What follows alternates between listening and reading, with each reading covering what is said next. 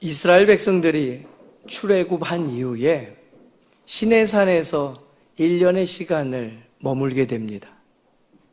그 시간 동안에 이스라엘 백성들은 하나님의 율법을 받게 되고요, 하나님의 임재를 상징하는 성막을 짓게 됩니다. 그리고 하나님을 예배하는 법인 그 당대의 제사 제도를 배워 익히기 시작했지요. 말 그대로 시내산에 머문 1년이라는 시간을 통해서 하나님의 백성으로서의 기초를 다지는 시간들을 이어갑니다. 영적인 훈련의 시간이었습니다. 그런데 오늘 본문은 새로운 장면을 마주하게 합니다. 11절 말씀입니다. 한 목소리로 받들어 읽겠습니다. 둘째 달 20날에 구름이 증거의 성막에서 떠오르매. 아멘. 멈춰있던 하나님의 임재를 상징하는 구름이 성막 가운데서 떠오릅니다. 구름이 떠오른다라는 것은 하나님께서 이제 움직이시겠다라는 신호입니다. 그러니 이스라엘 백성들은 이제 발걸음을 떼야 합니다. 생각해 보면 애굽에서 노예로 지치고 상한 그 힘에 겨운 시절을 이제 떼어냈습니다. 약속하신 땅까지는 아니었지만 하나님의 임재가 있는 시내산에 1년이라는 시간을 머물면서 안전했습니다. 평안했습니다. 이만해도 좋겠다라는 생각이 들었습니다. 그런데 하나님께서 이제 성막 위로 구름을 띄우십니다. 시내산은 어쩌면 이스라엘 백성들이 지금까지 경험한 어느 곳보다 안전한 자리였습니다.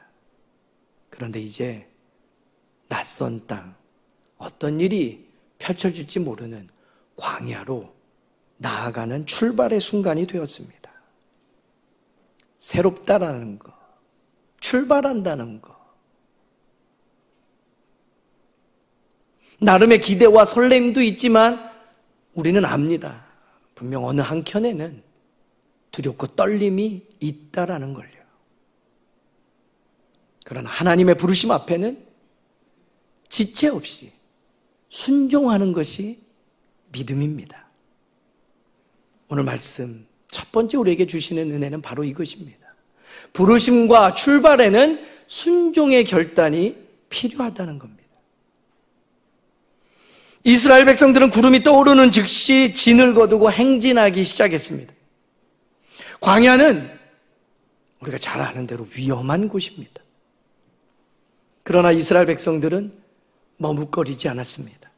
왜냐하면 방향과 시기를 정하시는 분은 하나님이시기 때문에 그 백성은 주저하지 않고 떠오른 구름을 따라 그 발걸음을 떼어냅니다. 아브라함이 그랬습니다. 하나님의 말씀을 따라 본토 친척 아비집을 떠났던 믿음의 사람입니다. 신약에 보면 베드로와 안드레 또한 그랬습니다. 그물과 배를 버리고 예수님께서 따라오라 부르셨을 때에 곧 즉시 그 걸음을 따라 걷습니다. 믿음의 사람은 부르심 앞에 즉시 순종하는 겁니다. 마태복음 4장 19절과 20절 말씀입니다. 예수님께서 말씀하시되 나를 따라오라 내가 너희를 사람을 낚는 어부가 되게 하리라 말씀하십니다. 그때 제자들의 반응은요, 한 목소리로요, 그들이 곧 그물을 버려두고 예수를 따르니라. 아멘. 간결한 한 문장으로 기록된 것 같지만 그물이 무엇입니까? 제자들에게 평생의 업이었던 겁니다. 생계를 이어가는 수단이었습니다. 그것을 던지고 걷고 꿰매고 하루 삶의 전부인 것입니다. 그런데 그런 것들을 내려둡니다. 버려버립니다. 그리고 예수님을 따르기 시작합니다. 오늘날 우리에게도 출발의 명령이 주어질 때가 있습니다. 사역의 새로운 자리로요, 관계 회복의 시도로요, 혹은 복음 전도의 결단일 수도 있습니다. 하나님께서 가라 하시고 하나님께서 오라 하실 때 우리에게는 계산보다 믿음이 먼저여야 합니다. 순종의 지연이라는 것은 다른 말로 하면 불순종입니다. 하나님이 부르실 때 바로 일어서야 합니다. 오늘 이스라엘 백성들은 그렇게 하나님의 말씀을 받았고, 그렇게 하나님의 임재를 생활화했고, 그렇게 예배하는 법들을 익혔기 때문에 이제 구름이 떠오르는 순간 그들도 걸음을 떼기 시작했던 겁니다. 그러나 그 걸음이 녹록지는 않았습니다. 우리가 민수기 10장에 이제 출애굽 이태가 되어서 걸음을 걷기 시작한 이스라엘 백성들의 장면을 마주했습니다. 이어지는 11장과 12장의 말씀에 보면 리더십에 대한 시험이 나옵니다. 그리고 하나님께서 모세를 견고히 세워주셨을 때 이어지는 13장, 14장의 말씀에 보게 되면 약속의 땅에 각 지파를 대표하는 인물들을 통해서 정탐하게 하십니다. 문제가 생겼습니다. 12지파의 대표되는 인물이라면 믿음 좋은 사람이었을 겁니다. 그리고 누가 보기에도 성실함으로 채워졌던 인물들이었을 겁니다. 그런데 그들이 정탐하고 돌아와 반응하는 것들, 그 보고를 들을 때에는 황당하기 그지없었습니다. 눈에 들어온 것, 귀에 들려왔던 것, 그게 전부였습니다. 광야로 첫 발을 내딛었을 때의 그 두려움이 더 크게 그들에게 다가옵니다. 여러분, 때로는 우리에게 믿음이 그렇습니다. 하나님을 믿는 믿음 안에서 말씀대로 내가 삽니다라는 큰 결의를 하지만 내 삶의 자리에서 일어나는 시시콜콜한 것들에 대해서는 내 마음대로입니다. 내가 원하는 대로입니다. 세상이 흘러가는 그 방향대로입니다.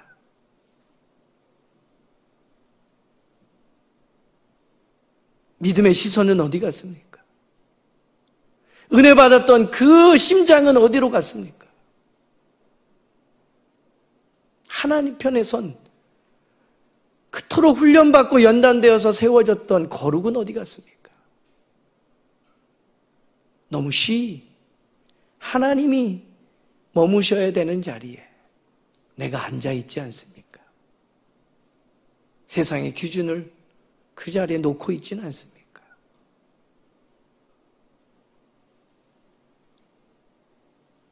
오늘 두 번째 우리에게 주신 하나님의 음성은요, 그들이 이제 걷기 시작한 광야 40년 세월, 사실은 죄와 불순종의 대가였다는 겁니다. 민망하지만 부정할 수 없는 사실입니다. 민수기 14장 34절의 말씀에 보게 되면 하나님께서 모세를 통해 그 이야기를 들려주십니다. 한 목소리로 읽겠습니다. 너희는 그 땅을 정탐한 날 수인 40일에 하루를 1년으로 쳐서 그 40년간 너희의 죄악을 담당할지니 너희는 그제서야 내가 싫어하면 어떻게 되는지를 알리라 하셨다 하라.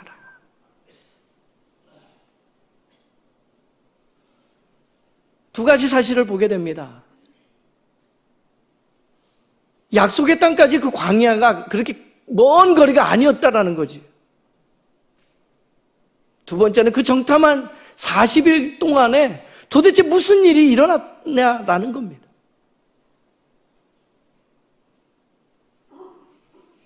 우리가 찬양을 합니다. 예수님은 나의 친구가 되시고 하나님은 은혜롭고 자비로우신 분이고, 근데 우리가 또한 잊지 말아야 될 것이 있습니다. 하나님 거룩하셔서 우리의 죄된 모습으로는 함께 할 수 없는 분이고, 우리가 하나님을 경외해야 한다라고 얘기할 때 그 경외라는 단어는 사랑이 그리고 두려움이 함께하는 겁니다. 우리 안에 하나님을 두려워하는 마음이 없다면 이건 뭔가 문제가 있는 겁니다. 하나님께서 불순종의 결과로 정탐한 40일을 40년으로 삼으셨습니다.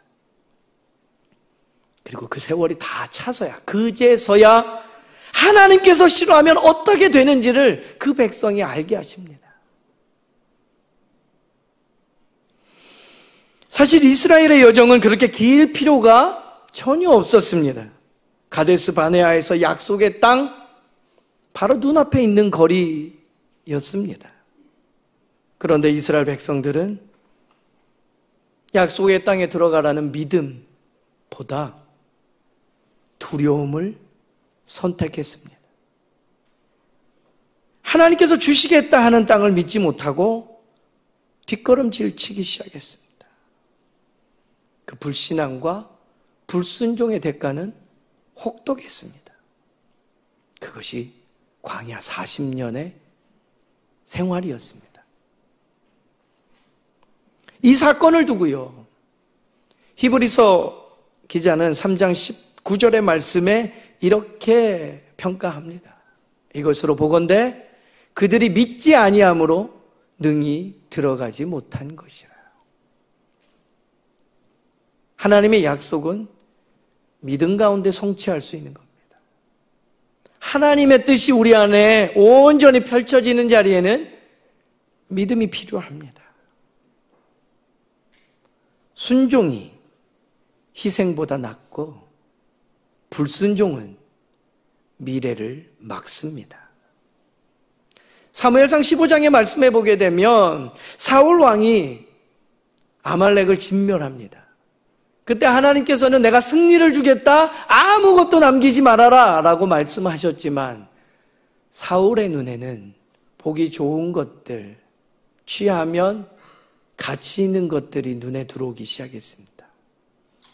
그리고 하나님의 명령을 어기고 남기지요. 그 일이 사울 왕이 왕위를 잃어버리는 계기가 됩니다. 사랑하는 여러분, 기억하십시오. 하나님의 말씀 앞에서 타협은 축복의 문을 닫는 겁니다. 우리의 삶에도 하나님께서 주신 기회를 놓칠 수 있습니다. 말씀 앞에서 예, 주님이라고 해야 될 상황에 주저하며 잠시만요 머뭇거리는 것, 하나님의 뜻이 지연될 수 있다라는 거예요.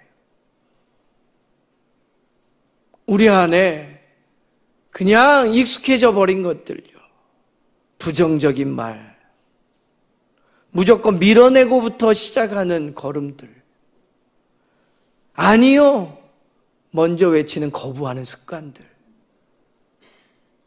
하나님의 말씀 앞에선 예 할 수 있는 순종의 사람들 되기를 간절히 소망합니다. 우리에게는 그럼 이 광야 40년 앞에서 질문이 생깁니다.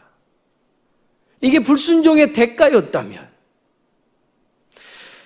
저주받은 시간이라면, 그렇게 하나님 앞에 우리가 버림받고 낭비하는 세월로만 이것을 해석한다면 누가 하나님 앞에 온전히 설 수 있고 이것이 은혜라고 말하며 이 시절을 우리가 살아갈 수 있을까라는 생각이 들지요.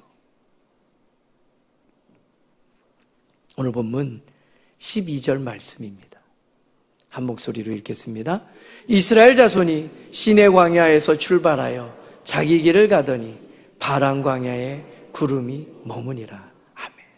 구름이 떠오릅니다. 이스라엘 백성들은 생활의 짐을 싸고 따라 걷기를 시작합니다. 구름이 머뭅니다.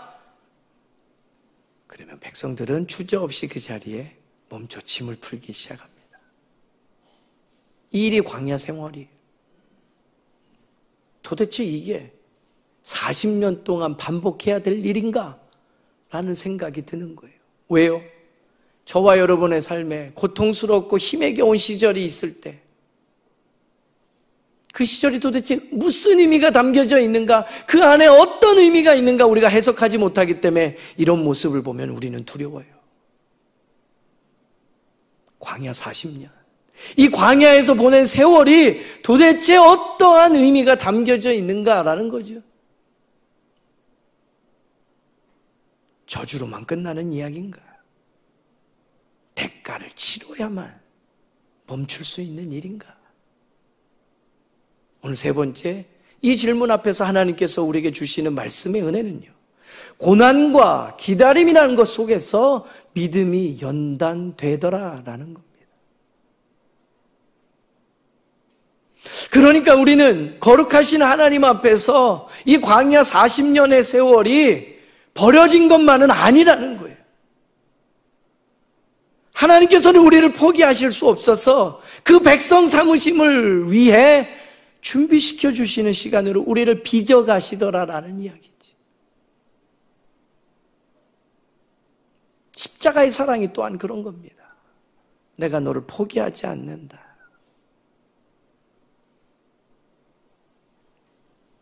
이스라엘 백성들의 시내산에서 떠난 바람 광야까지의 길은요, 단순한 이동이 아니었습니다.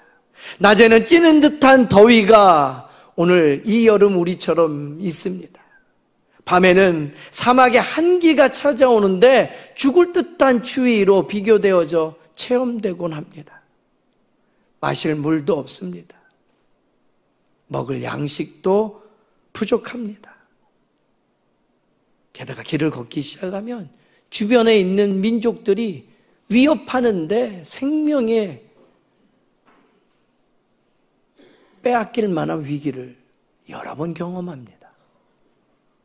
광야는 모든 것을 불편하게 만들었습니다. 그러나 하나님은 바로 그 광야를 믿음의 훈련장으로 삼으십니다. 인생의 그러한 경험들을 하고 나면 광야에서 보낸 세월에 대해서 믿음의 선진들은 이렇게 고백합니다. 야고보서 1장 3절의 말씀이지요. 이는 너희의 믿음의 시련이 인내를 만들어내는 줄 너희가 알미라. 그 고난 중에 참고 이겨내게 하신 하나님의 은혜와 힘주심이 있었구나. 혹자는 그럼에도 불구하고 또 물을 수 있습니다. 아니, 견디는 게 뭔데요? 내가 굳이 이 어려움을 당하며 인내를 알아야 합니까? 되물을 수 있습니다.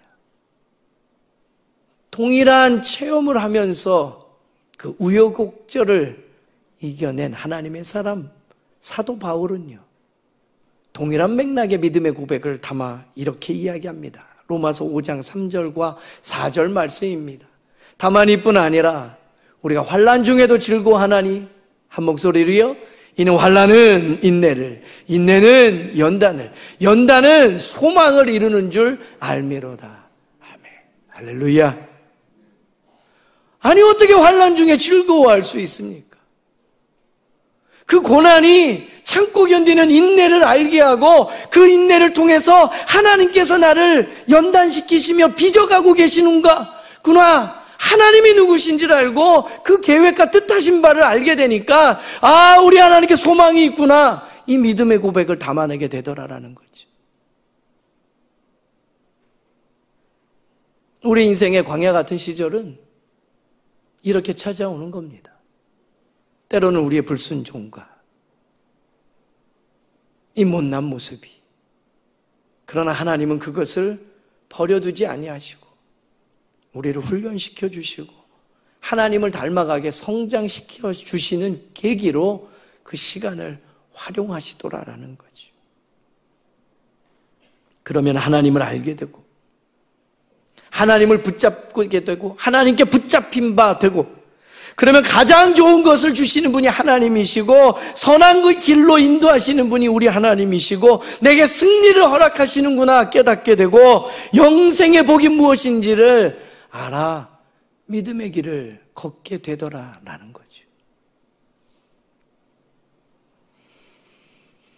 사무엘상 23장과 24장에 보게 되면요, 다윗이 그렇게 사울이 죽이려고 하는 것들을 피해 겨우겨우 광야에서 생명을 보존받고 위기를 모면하는 것들에 대한 기록이 나와요.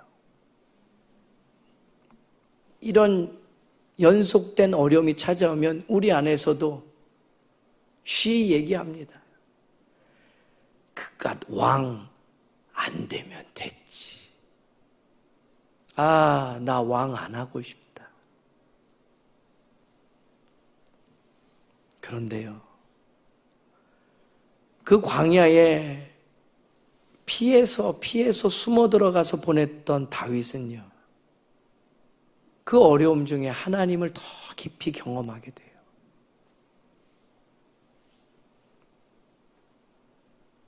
우리의 광야도 하나님을 배우는 학교입니다. 하나님 편에 서는 법을 배우고 익히게 되고 거룩, 그것이 무엇인지를 체험하게 되는 거죠.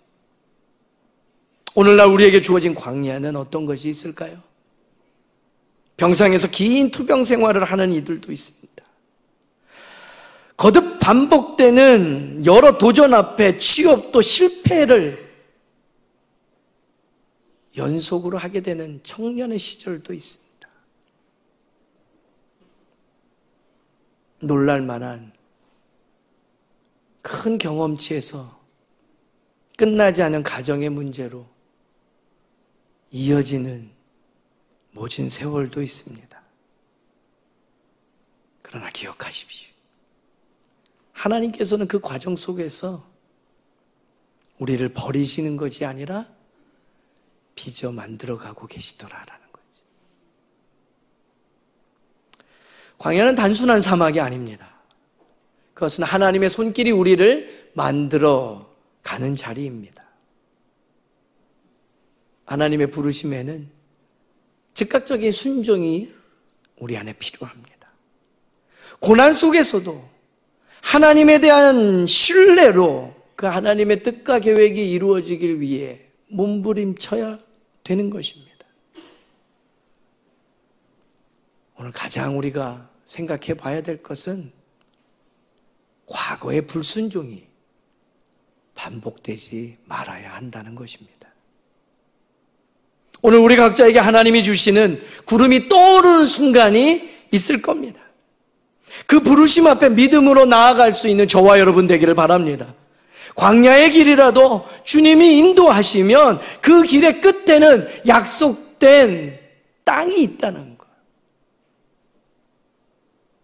그것을 믿는 믿음 안에서 광야 같은 오늘 우리의 삶을